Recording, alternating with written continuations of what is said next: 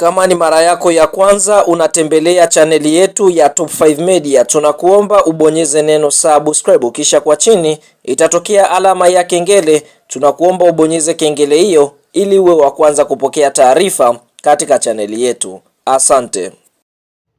Mchezo mkubwa wa kombe la Sekafa Kagame Cup kwa mwaka 2026 ambao ulikuwa ukisubiriwa na wadau wengi wa soka nchini Tanzania, nchini Rwanda na nje ya mipaka ya Tanzania, ni mchezo ambao unakwenda kuikutanisha klabu ya soka ya Jamusi kutokea katika nchi ya Sudani Kusini wakicheza dhidi ya kikosi cha timu ya soka ya Simba, ambapo mchezo kwa majira ya pale Rwanda ni mchezo ambao unaanza majira ya saa 12, lakini kwa hapa Tanzania ni mchezo ambao unakwenda kuanza majira ya saa 1 usiku. Fahamu kuelekea katika mchezo huu, klabu ya soka Simba katika mchezo wao wa kwanza dhidi ya Mogadishu City waliweza kutoa sare ya 0-0, lakini tunashuhudia klabu ya soka ya Jamusi wao katika mchezo wao wa kwanza waliweza kuifunga klabu ya soka ya Singida Black Stars kwa mabao 2-0. Kwa hiyo ni mchezo ambao Simba anahitaji kupata ushindi ili aweze kujitengenezea mazingira mazuri ya kuweza kuqualify kwenda hatua inayofuatia ya nusu finali. Kabla kuendelea mbali kukujuza kile ambacho kinaendelea katika mchezo huu majira haya,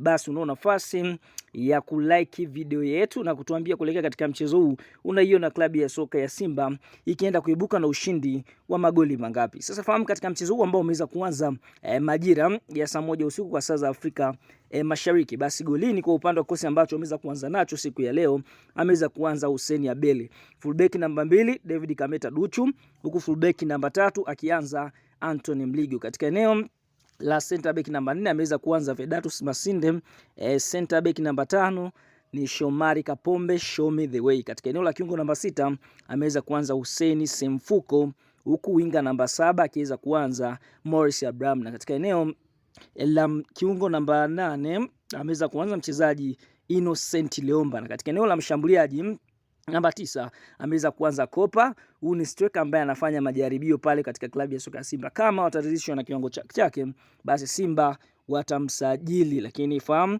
katika eneo la kiungo namba 10 ameweza kuanza Clatous Toto Chama, Mwamba Lusaka, miongoni mwa wachezaji ambao wanafanya vizuri katika kikosi cha Wekundu wa Msimbazi. Lakini winga namba 11 ameweza kuanza Anicent Yaura. Kwa hiyo tunaona hicho ndicho kikosi cha kwanza ambacho Simba wameweza kuanza nacho. Lakini fahamu kwa upande wa wachezaji wa akiba kuna golikipa Jibila Kasali, kuna Nasalin Chilambo, Nixon Clement Kibabage, Ismail Ture, Rushandi Rock, Yusuf Ali Kagoma, Gueye Ulibase, bila kumsahau Kelvin na Sean Makiguala, Kelesto Makiguala yuko benchi, lakini striker Dombia Ibrahim Dombia naye pia ameweza kuanzia nje, bila kusahau mchezaji Jabba naye pia ni miongoni mwa wachezaji ambao wameweza kuanzia nje. Kwa hiyo tunaona mnyama Simba kwa sasa yupo katika shughuli ya kupata ushindi mbele ya Jamusi. Tuambie kwa kikosi ambacho Simba wameweza kuanza nacho. Kwa upande wako wewe unaiona Simba ikienda kuibuka na ushindi wa magoli mangapi? Shuka kwenye comment kadondosha maoni na sisi tutakuja kuyasoma.